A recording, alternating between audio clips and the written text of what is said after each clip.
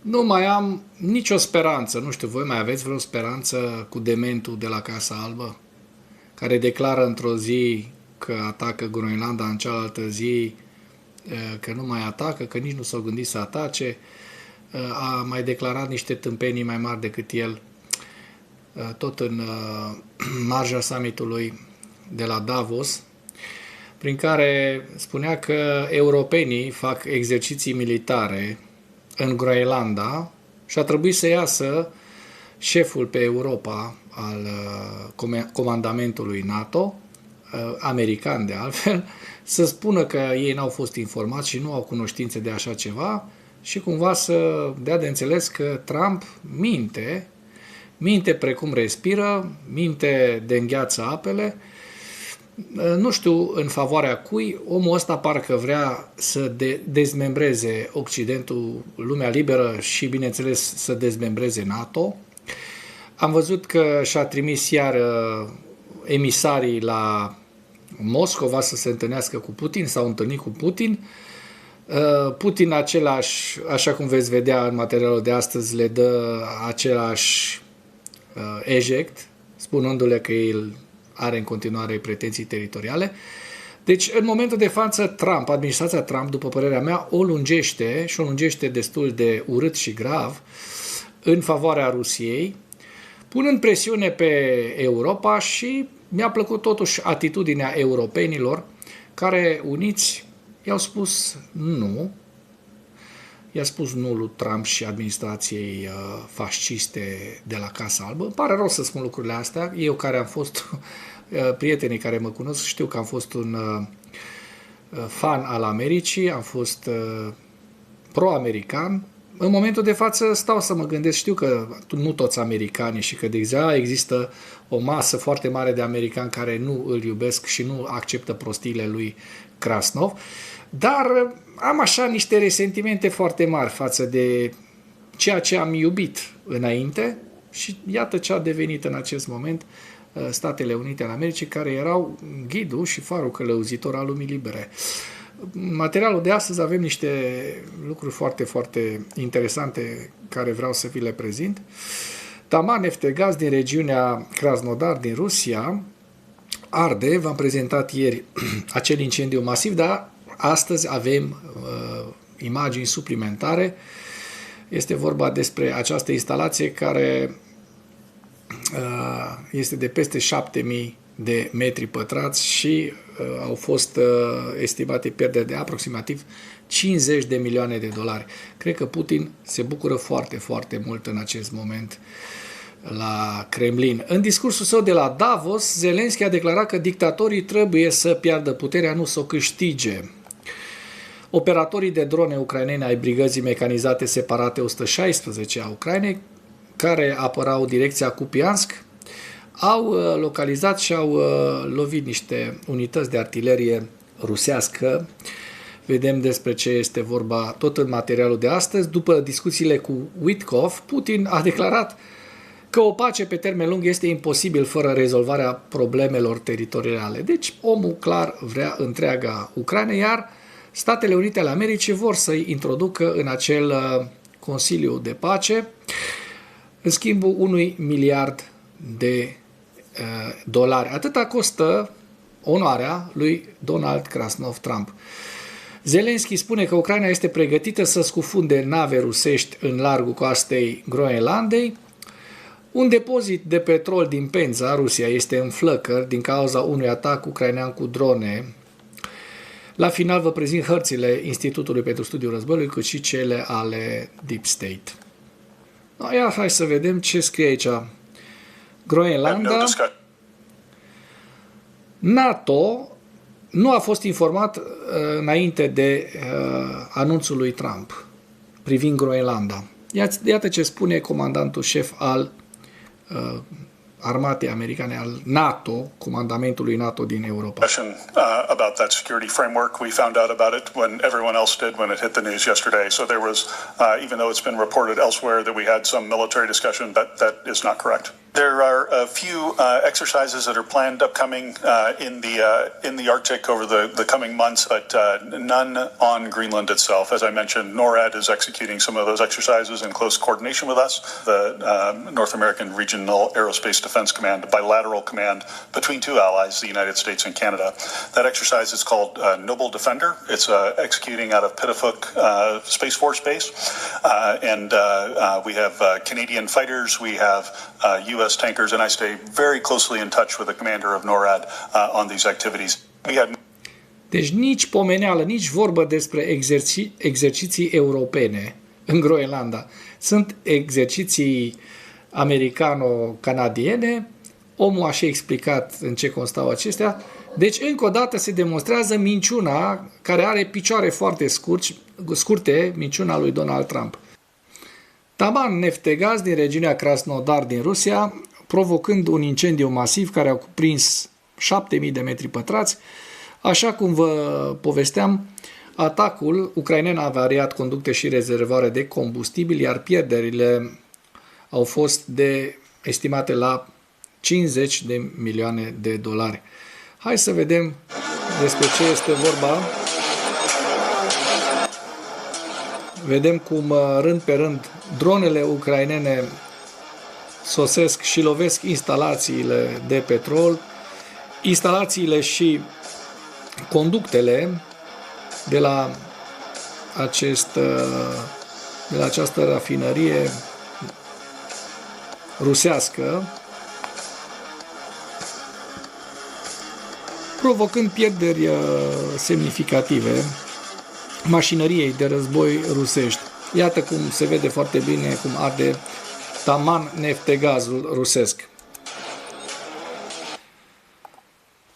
În discursul său de la Davos, președintele Zelenski a declarat că dictatorii trebuie să piardă puterea, nu să o câștige, acuzând Rusia că primește componente de rachete nu doar din China, ci și din unele țări europene și din SUA. El a spus că Rusia produce zilnic aproximativ 500 de drone și 10 de rachete balistice, folosindu-le pentru a-i arunca pe ucraineni în întuneric și frig. Zelenski l-a criticat de asemenea pe premierul maghiar Viktor Orban, spunând că fiecare Victor care trăiește pe bani europeni, dar îi vinde interesele, merită o reamintire, merită luat în considerare. El a anunțat o întâlnire trilaterală de 2 zile dintre Ucraina, SUA și Rusia în Emiratele Arabe Unite, care începe mâine. Foarte interesant de văzut. Operatorii de drone ai brigăzii mecanizate separate 116 a Ucrainei, care apărau direcția Kupiansk, au localizat și au lovit o unitate de artilerie autopropulsată rusească, care era bine camuflată, așa cum se vede în această imagine. Aceeași misiune a distrus de asemenea 2 vehicule și au doborât o dronă rusească Molena, care se apropia de pozițiile ucrainene. Hai să mărim, să vedem în detaliu acest lucru. Da? Ceva de genul You can run, but you cannot hide. Kabum, kabum. Și iată, o altă dronă vânează drona rusească Molena, mult mai scumpă decât această dronă ucraineană de interceptare. După discuțiile cu Witkoff, Putin a declarat că o pace pe termen lung este imposibilă fără rezolvarea problemelor teritoriale. Și anume, vom vedea că el va cere din nou întreaga Ucraina sau voalat întreaga Ucraina, dar direct să predeze centura Donbasului, centura de fortificații, pentru care rușii ar mai trebui să piardă câteva milioane de oameni pentru a o cuceri. Iar eu cred că acest lucru nu se va întâmpla, pentru că nici ucrainenii nu sunt proști să le dea așa degeaba. În urma discuțiilor purtate de Vladimir Putin cu delegația americană, consilierul prezidențial rus Yuri Ushakov a declarat că fără rezolvarea problemei teritoriale conform formulei de la Anchorage, nu există nicio speranță pentru o pace pe termen lung în Ucraina. Ushakov spune principalul lucru este că în timpul acestor negocieri dintre președintele nostru, adică Putin, și americani, s-a afirmat încă o dată, fără rezolvarea problemei teritoriale, conform formulei convenite la Anchorage, nu are rost să se conteze pe realizarea unei soluții pe termen lung. El a adăugat că Rusia este, se pare, sincer interesată de rezolvarea războiului rus împotriva Ucrainei prin metode politice și diplomatice. Dimpotrivă, doar prin metode militare, prin forță vrea rușii să pună mâna pe Ucraina. Până când se va întâmpla acest lucru, Rusia va continua să urmărească cu consecvență obiectivele stabilite pentru operațiunea militară specială, în ghilimele, așa cum rușii numesc agresiunea împotriva Ucrainei, pe câmpul de luptă, unde forțele armate rusești dețin inițiativa strategică. Asta le interesează pe ei. Atât timp cât dețin inițiativa strategică și încă cât mai au proști de sacrificat, de trimis în Malaxor și bani, bineînțeles, pentru a susține aceste efort de război, ei vor continua război. Când vor ajunge la fundul sacului, atunci va fi baiul. Zelensky spune că Ucraina este pregătită să scufunde nave rusești în largul coastei Groenlandei. Știm că acesta a declarat el mai multe lucruri destul de dure, inclusiv a vorbit foarte dur la adresa Europei, care încă nu și-a pus economia pe picior măcar de semi-război și încă așteaptă să-i vină un făt frumos pe cal alb din Statele Unite, dar ăla nu o să fie în următorii 3 ani. Așa că Zelensky spune, dacă navele rusești navighează liber în jurul Groenlandei, acestea pot fi scufundate lângă Groenlanda, așa cum sunt scufundate lângă Crimea. Am rezolvat această problemă dacă am fi în NATO, a spus Zelensky. Declarația a venit pe fondul unor rapoarte ale lui Donald Trump, conform cărora nave chinezești și rusești navighează liber în apropierea Groenlandei, o minciună, așa cum știm, așa că SUA ar trebui să anexeze insula pentru a-și asigura securitatea.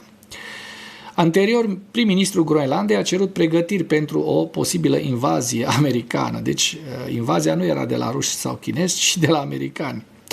Foarte grav. În acest scop, guvernul va forma un grup de lucru special cu participarea autorităților locale pentru a ajuta națiunea să se pregătească pentru posibile perturbări în viața de zi cu zi. Se pregătesc groenlandezii, da? În plus, danezii din Groenlanda. În plus, guvernul lucrează la diseminarea de noi recomandări către cetățeni, în special sfătuindu-i să păstreze acasă o rezervă de alimente pentru cel puțin 5 zile. Deci Groenlanda este pe picior de război în continuare, pentru că nu știm niciodată ce se întâmplă. Astăzi Trump se poate trezi mai ciufut și să zică, am zis că nu o să atac militar. I didn't mean it. N-am vrut să spun asta. Hai să atacăm. Ok, este foarte greu să ataci Groenlanda, pentru că ar însemna sfârșitul politic al lui Donald Trump. Și aici mă refer la Congresul American, care este, din ce am observat eu, foarte dispus să pună frână acestei imbecilități a lui Trump. Un depozit de petrol din Penza, Rusia, este în flăcă din cauza unui atac ucrainean cu drone. Hai să vedem, în noaptea de 22 spre 23 ianuarie, un atac cu drone a provocat un incendiu la un depozit de petrol din Penza, Rusia. Guvernatorul regiunii Penza spune că sunt la locul incidentului, conform informațiilor actualizate. 4 drone au fost lovite de un sistem de apărare aeriană. Epava unei drone a căzut pe teritoriul unui depozit de petrol, provocând un incendiu. Deci 4 drone ucrainene au fost lovite de petrolierele rusești, cum ar veni, de depozitele de petrol. Au intrat depozitele de petrol direct în aceste drone. Așa au doborât rușii de bine dronele. Incendiul a fost stins, zice, 46 de pompieri și 14 utilaje. Din păcate pentru el există și niște imagini care ne demonstrează că incendiul n-a fost stins încă, făcute de ruși, bineînțeles, că în Penza nu trăiesc ucraineni și nici români, ca să fim acuzați că dezinformăm. Se vede acest incendiu din depărtare și avem și mai din apropiere niște imagini mai sugestive cu niște comentarii. Veți vedea imediat. Da? Se vede foarte bine cum arde. Nu prea le plac la ruși când le ard rafinăriile. Ministerul Apărării rus a declarat înainte că sistemele de apărare aeriană ar fi interceptat și distrus 12 drone ucrainene peste noapte. 7 au fost doborâte deasupra regiunii Belgorod, 2 în regiunea Voronezh și câte una Briansk, Penza și Astrahan. Cum se face că doar una în Penza, când de fapt au fost, așa cum am văzut în declarația guvernatorului, de fapt 4. Nu? 4 drone. Deci una au doborât din 4, 3 de fapt le-au doborât cu petrolierele, cu depozitele de petrol rusești. Trecem la ziua 1430 a războiului din Ucraina.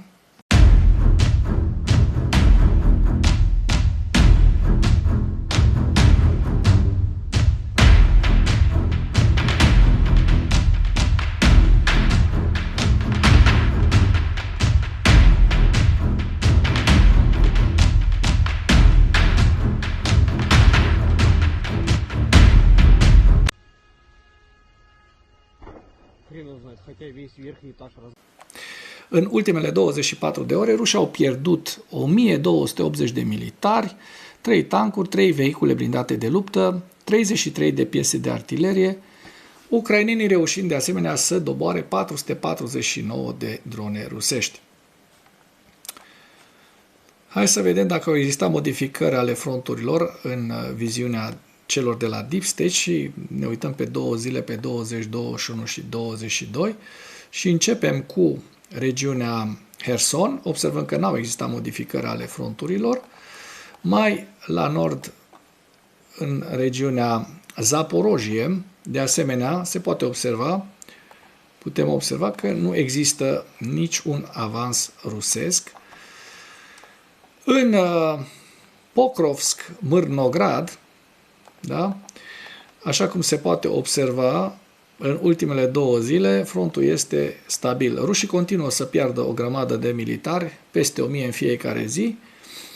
Și iată, puțin mai la nord de Chasov Yar, rușii au reușit în ultimele 2 zile un avans, așa cum se poate observa în această imagine, de aproximativ, cât să zicem 2 km, 2-3 km pătrați, cam atâta e.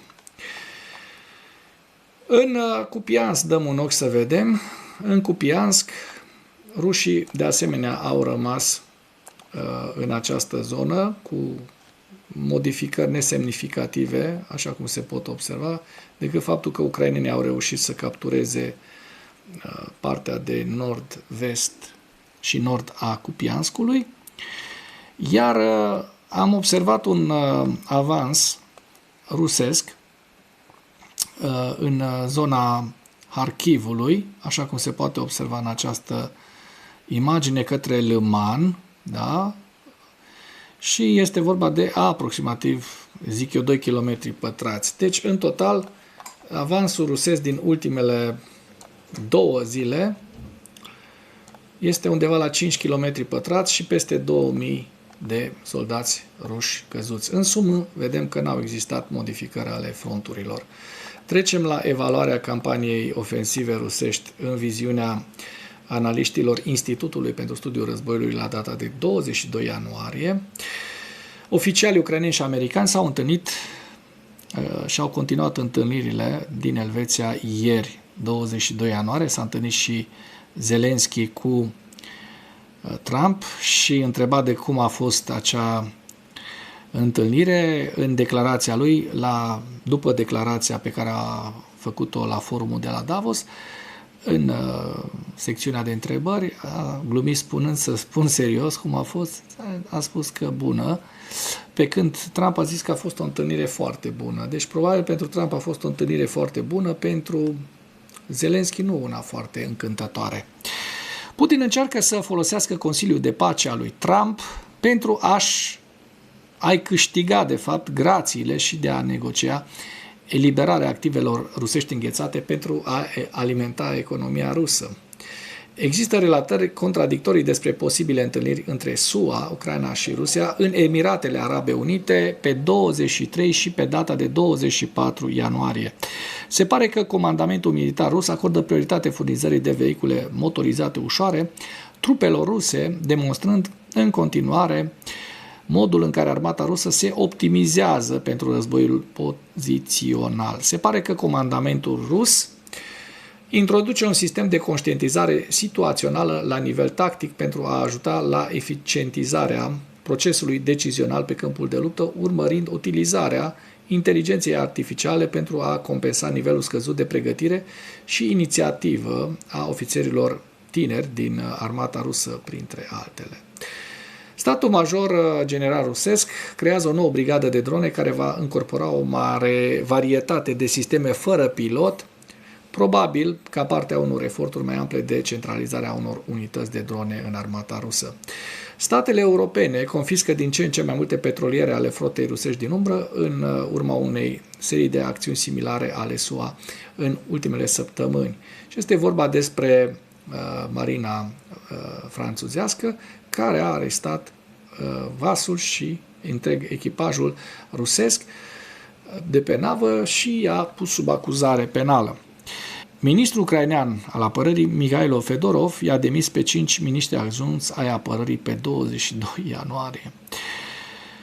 Forțele ucrainene au avansat în zona tactică Kostiantinivka, Druzhivka și în estul regiunii Zaporojie, iar forțele rusești au avansat în apropierea Sloviansk și în zona tactică Dobropilea. Și vedem hărțile Institutului pentru Studiul Războiului la data de 22 ianuarie, cu axa nordică, regiunea Sumă, Kharkiv, Donetsk, centura de fortărețe din Donbass, ucraineană, Slaviansk, Kostiantinivka, Druzhivka, orașul Kostiantinivka, Pokrovsk, Novopavlivka, axa sudică, estul Zaporojie și Herson. Și cu acest ultim detaliu închei materialul nostru de astăzi cu îndemnul: dacă ați găsit informații utile în acest videoclip, nu ezitați să-l distribuiți pentru a ajunge la cât mai multă lume. Mulțumesc mult!